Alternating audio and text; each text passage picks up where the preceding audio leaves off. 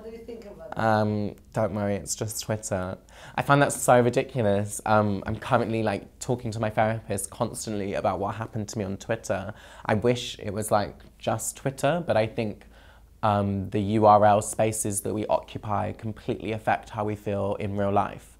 When you're being told, you know, 400 times a minute that you're a freak or that you should be killed and all these things, that's not just Twitter, that's affecting your psyche. I also think what's really important to notice is now the way that online works, we've seen a history of how online can actually affect our real life jobs. The people on my Twitter turned up to the theatre I was working in and tweeted them to say this person shouldn't be working there.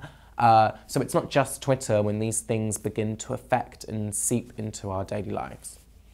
I think given how people are using Twitter now, we can't say, don't worry, it's just Twitter.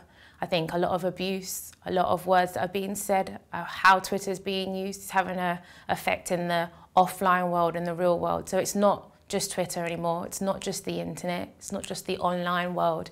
It's very much a reality for people who have faced psychological impact from abuse that they've received, or are in fear of their life, or can't engage online anymore because people have used Twitter to kind of find out where they live, where they work, or find them on other social media platforms. So I think that tagline needs to be reviewed, definitely. That Twitter itself is promoting itself as like, don't worry, it's just Twitter. It just plays into the idea that what happens online is not real.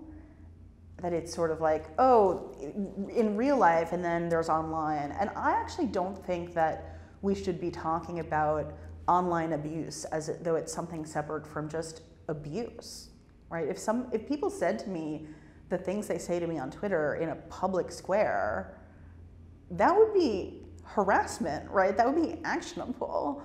That's not acceptable. But there's this idea that Twitter itself is promoting here that like, oh, it's just Twitter, so nobody has to care. But like, I am a writer and an activist, and part of how I do my job is by engaging in public discourse, and a lot of where that's happening is on Twitter. And I'm not effective if I'm not able to be on Twitter.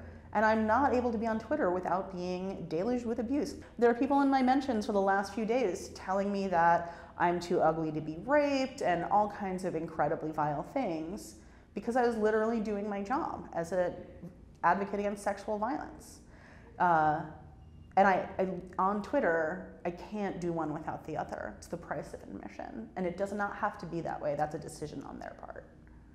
It shouldn't be on us to come up with the solutions to Twitter's toxic abuse problem. If Silicon Valley can invent a self-driving car, they can figure out how to address the abuse on their platforms. They just have to care about it enough. When I experience harassment, a lot of people, even well-meaning people, loved ones, are like, just close your computer. It's just Twitter. Don't worry. It's just social media. That's not true. These are real people. This is how institutional racism thrives.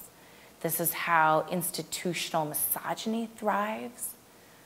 This is how institutional xenophobia thrives. And this is how queer folks, people of color, feminists, trans folks, you know, immigrants, like all of us, people with disabilities, all of us are discriminated against because these are people who have these thoughts and they are able to freely spread them on Twitter. It's not just a Twitter account. There are real people behind those Twitter accounts spewing that disgusting vitriol. And it has an impact on real people like me.